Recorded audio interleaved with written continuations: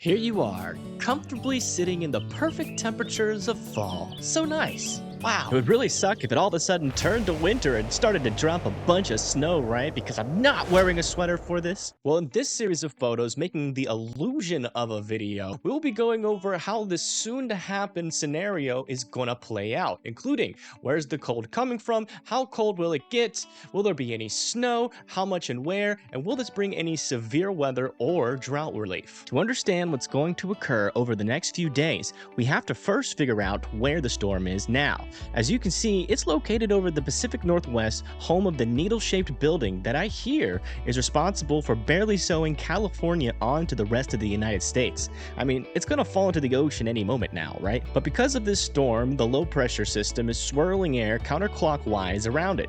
You can see this is grabbing cold air from the Arctic, Alaska, and Canada and slinging it into the United States, like it wants nothing to do with it, but can you blame it? Cold air sucks, or at least that's my opinion. Regardless of what you think of it though, it's coming and this is the storm that's bringing the heat, or I guess in this case, the cold. So starting with the rest of today and going into tomorrow, you can see these pinks and purples representing below to way below freezing temperatures will sweep into Montana, Wyoming, North and South Dakota, and by early morning Friday, Nebraska. Some areas in Montana could even get into the negatives, in which I'm positive is way too cold to go out for a swim, although it wouldn't surprise me if somebody tried. Is Montana man a thing? Hopefully there's not a Florida man on vacation in Montana because those lakes will get dangerously cold. On Friday through Saturday though, it seems possible that this cold air will sink even further with 30-degree temperatures reaching into northern Texas and Oklahoma. I know y'all have been looking for some heat relief, but trust me, this is one of those cool downs that may stick around for longer than you're comfortable with if these models are correct. And now, onto the snow. From the 25th to the 28th, it does seem like 12 to 20 inches is possible for parts of Colorado, Montana, northern Minnesota, and north and South Dakota being represented by the dark blues on this map, with 1 to 8 inches possible in western Nebraska. That's the blue in between the dark and the light blue, so don't leave small dogs outside because one, it's too cold, and also you might not be able to find them with that much snow. As for after that, it gets a little complicated, as where the snow sets up is going to depend on just how far south this cold reaches. Right on the boundary of the cold and warm air is where the storms will form, with the chances for snow showers.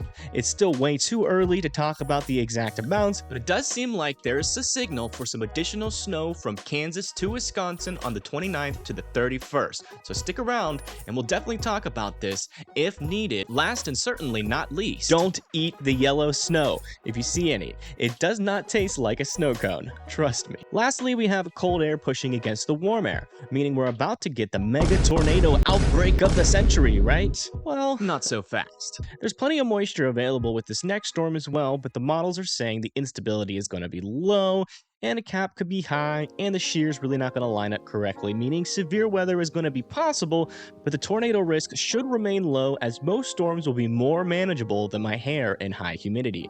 Severe storms will be possible, so make sure you pay attention if you're put under a risk. Drought relief does seem to be in the picture though, as it's like Mother Nature is finally about to put a little bit of lip balm on the crusty ground of southern, central, and the northern plains, with 7 inches of rain for parts of Oklahoma, around 1 to 3 inches from Oklahoma to Kansas, Missouri, and Arkansas, and another 1 to 3 inches is going to be possible for central Wisconsin to northern Michigan, but the rest of the country will stay mostly dry. Well, thank you for watching. Have a wonderful rest of your day. Make sure you hit that like and subscribe button. See ya!